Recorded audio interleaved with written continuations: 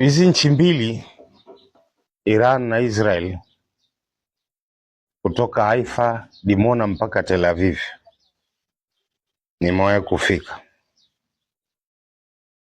na moja kati ya safari zangu Israel ni shambulizi lilikuwa limetokea Gaza. Ilikuwa ni night club pale Tel Aviv. Ndio kwa mara ya kwanza nikajua kitu nilichokuwa sikijui. Nikashangaa watu wanakimbia, wanateremka kwenye ngazi, wanaingia chini ya night club. Kumbe ile night club imejengwa chini, kuna handaki. Ukawa kunalia sirens kama ving'ora. Baadaye palipotulia, tukarudi juu, kila mtu akaendelea na shughuli zake. Bahatika kumwona mtu mmoja. Hizi nchi za Israel inaingia sana Cyprus na Malta,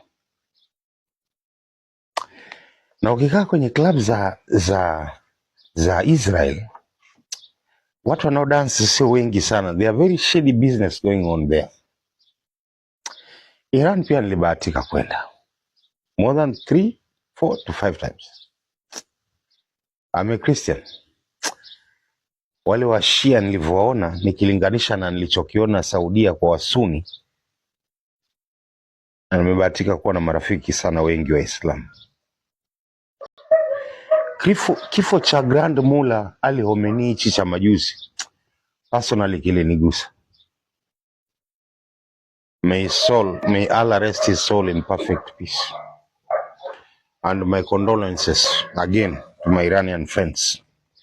Tarehe 28 mwezi wa pili 2026, Iran ilimpoteza mtu ambaye alikuwa juu ya rais wa Iran, sanduku la kura, bunge na mahakama, kiongozi mkuu wa kiroho. Na ili uwanie nafasi za uongozi Iran, lazima uwe properly vetted. Kifo chake kimeitikisa mifumo ya Iran, hatuwezi kukataa. Grand Mullah Ali Khomeini alizaliwa mnamo mwaka 1939 katika eneo la Masad, Iran, mji ambao ni mtakatifu kwa Washia, kwa mtu aliyebahatika kuingia Iran. Enzi hizo Iran ilikuwa inaongozwa na mlakiti moto Shah Pahlavi, kibaraka wa nchi za magharibi, ndiye aliyekuwa anayeongoza Iran, muite Shah of Persia. Ali Khomeini, huku akiamini kwamba hatima ya Iran ilikuwa inaamuliwa kutoka katika nchi za Ulaya na Marekani, alilazimika kuingia kwenye harakati. Ali Khomeini miaka 60 na 70, baada ya kujiunga na harakati za kujaribu kumtoa madarakani mfalme Shah Pahlavi, the king of Persia, na serikali yake ya walakiti moto, Khomeini alionekana kama kitisho. Alikamatwa kama ilivyo desturi za harakati duniani za kutaka mageuzi. Kinachofuata cha kwanza ni kesi za uhaini, kaa sana jela, na mwisho wa siku serikali ya Iran ya mfalme Shah Pahlavi ilimsukuma Ali Khomeini kwenda kuishi uhamishoni.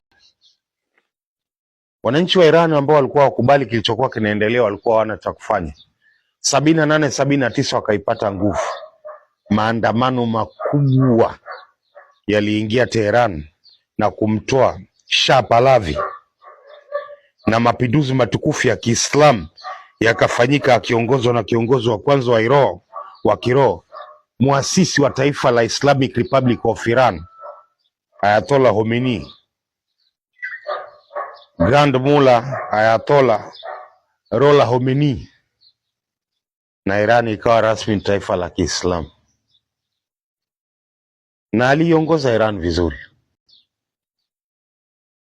Ali Khomeini ni mtu ambaye anaamini kwamba mapinduzi ni kitu ambacho kinafaa kuendelea kulindwa.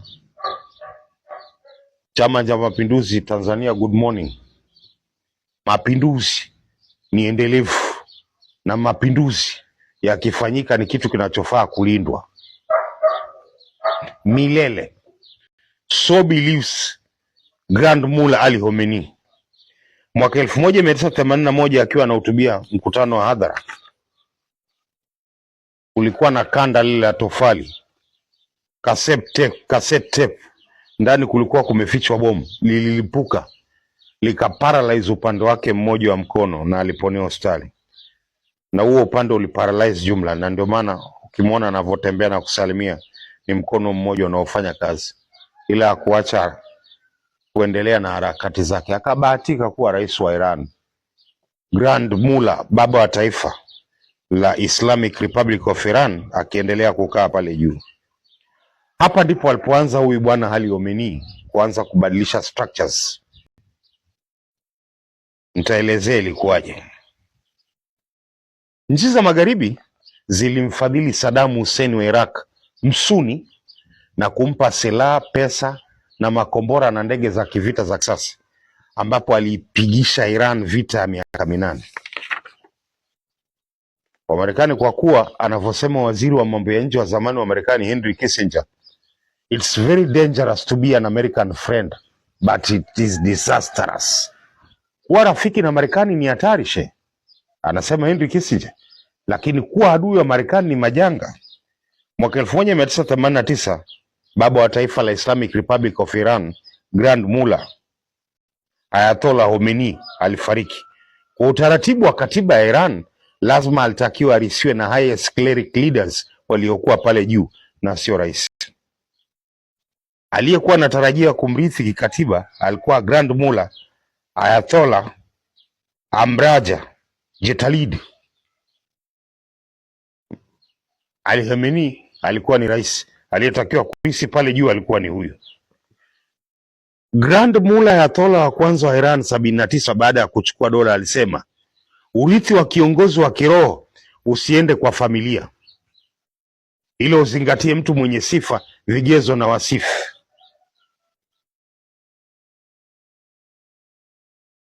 Ayatollah Ali Khamenei alikuwa hana sifa ya kukalia hiyo nafasi. Tunarudishana darasani wa Tanzania. Kuna muda fulani siasa huwa ina nguvu kuliko theolojia ambayo ni dini yenyewe, katiba na hata sheria.